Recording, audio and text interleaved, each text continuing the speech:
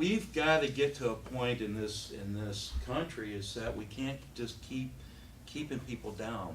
And by our progressive movements, enabling these people not to go out and find work, it's just a vicious cycle that just keeps on and on and on.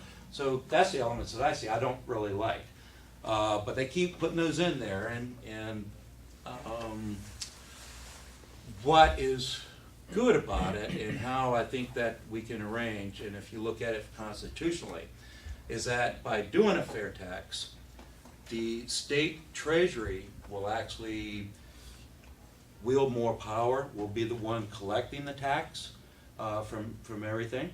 So therefore, now let's go to one way here real quick.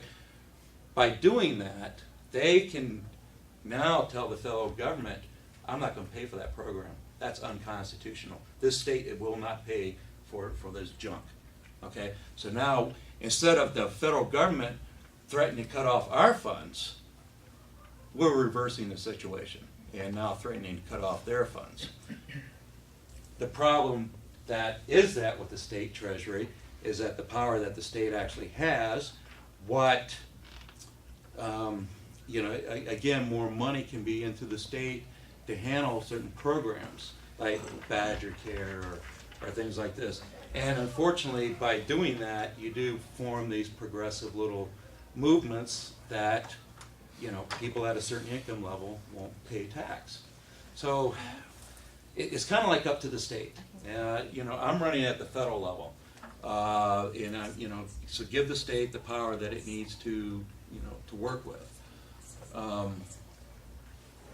That's about the progressive that I know about it so far, and I've talked with a lot of people, looked, read, and unless you know something a little bit more, that's progressive elements that I have in there. Yeah. I would, like I said, I would like to see it not there, but that's going to be up to the state. I would certainly like to work with the state legislators and push for a little bit harder. I know that we have to help people out, and there's been some good programs here and there, 2 years on welfare and you're out kind of stuff. I think Tommy Tomlin put something in. I thought that was really great, but we can't allow the poor to stay poor because it pays more. I mean, what kind of sense does that make? I mean, they're not getting anywhere, okay? And like I said, I'm a military brat, okay? So I've been all over the country. And you wouldn't believe the levels of poverty that I have seen, but on a generation scale. I mean, this has been like this for decades. I mean, that's just how they make their living, is getting welfare checks. It's crazy, and especially since they got to pay for it, So is that? Yeah, that's helpful. Yeah. Thank you. You talked about what you're for and you're against, and obviously that's actually quite a bit. You've talked about the problem is, where do you start? What's your game plan? Good question. I like that. Because of my experiences, both business and yell at me if I'm moving around too much. This guy's, Okay, he's young, he can move fast. Because of my experiences both in the business world and in the political world, I believe, unless something's changed today, but I'm the only candidate running for the U.S. Senate that actually has a plan that is in place when I become senator, okay? The plan's on my website. Right now it's 12 points, but they're rather large. As you can imagine, the amount of issues, just this little bit here, believe me, there's a whole other piece of the animal over here we haven't even talked about yet. I mean, there's a massive amount of problems happening with this country. So, where do you start? Well, my idea is to first, let's start with defense. Okay, if we don't take control of this country and protect its borders, protect our troops, protect our culture, we might as well just throw in the towel because we're going to be overrun. And we're already invaded by drug cartels. We're invaded by extremists that want to come in here and change our basic law. Okay, they want to introduce Sharia law here.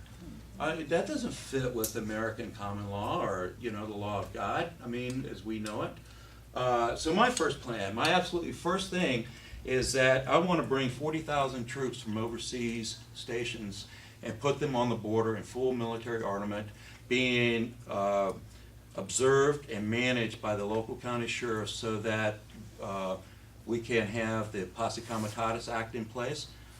This is not so that the military can control, but they are to be on the border, and with that, 10,000 of those troops will help ICE go and round up illegals and get them out of the country. Then we start looking at it and introducing bills to change the 14th Amendment, to change the anchor baby tactic. We start reducing the free social programs that illegals are getting right now. And these have to be done by bills, okay? It's not that we can storm the White House and change it, okay? So that part right there is called defense, okay? Second is, there was a group actually that put together, they call themselves the Continental Congress of 2009. And they put together the Articles of Freedom. And in this Articles of Freedom is about 15 items that take America and us back to the rule of law, okay? And again, this is forcing the president to live up to their oath, forcing the U.S. representatives to live up to their oath, forcing the U.S. senators to live up to their oath. And by oath, I mean swear on the Constitution to protect, support, and defend, okay? We don't have that right now. Ladies and gentlemen, I'm sorry to tell you this, but we are absolutely being ruled by traitors. These people could give a rip about the Constitution, and they would soon take your rights away for their power structure. And we can see it in the way that we have our campaigns, we can see it in the way that we have our laws. So the second item in my list is using the Articles of Freedom to establish the rules of law.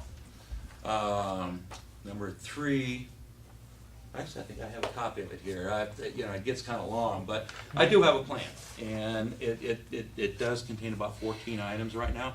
I will tell you one thing that I absolutely am pushing for, and I'll get to your question there in just a minute, is I'm going to push a bill, and I'm working with other people around the country on this. It's called Bring the Politicians Home.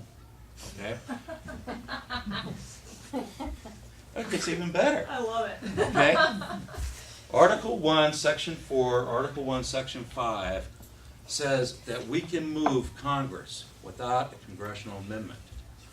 The idea is actually a security upgrade, all right? Look at the State of Union message. The whole government could be wiped out in a matter of seconds by a bomb, all right? So the idea is that instead of all your representatives being in Washington, they come back home to their districts, okay?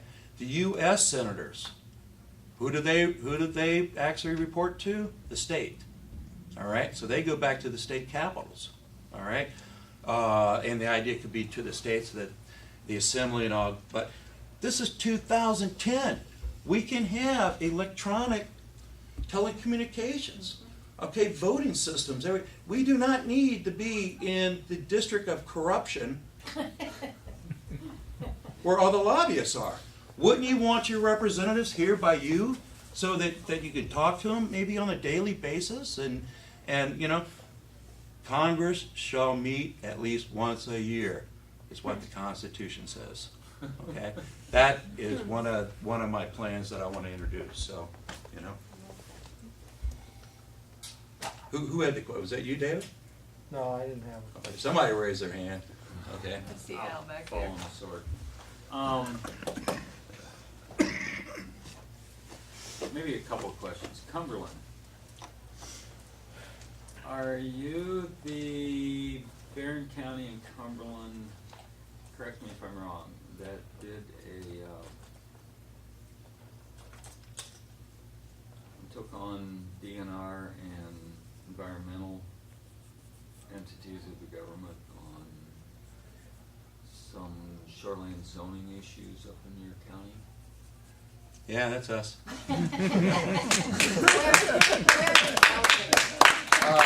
Thank you. And actually, being that I am an alderman, I am the liaison to what we call the Beaver Dam Lake Association, okay, for the city. So, the Beaver Dam, which is the name of the lake there, okay? Not be confused with Beaver Dam Lake over here. You think they'd run out of names or so, you know. But anyway, yes, we've taken that on. We've even more so, instead of cursing here, that we've taken on absolutely rehabilitating a lake right now that has been mismanaged by bureaucrats for the past 60, 70 years. And we have bogs, we have, you know, city runoff going into the lake, okay? And the DNR has the tenacity to say, this is a natural progression of a lake. What? Fill it in? Fill it in, yeah, runoff from highways. That's how lakes progress. Now it's a bog. And this is right in our downtown section. So what we're trying to do is clean it up, dredge it out, make it navigable so we can put a dock downtown so people could enjoy the lake. So I'm fighting with them. We have a big plant there. It's a multinational company. I won't say it, but I'm fighting with the DNR because the plant's in my district. People say, man, you really have your hands in a lot of pies here. It just geographically how it works out, but they're in my district, and so we're fighting some big air quality rules right now with the DNR and the EPA. Did I mention that I have another plan to get rid of 12 unconstitutional departments within the United States government, and the EPA is one of them, okay? Along with the Department of Education, Justice, Transportation, and so on, but in my plan. So I am no fan of the EPA as well.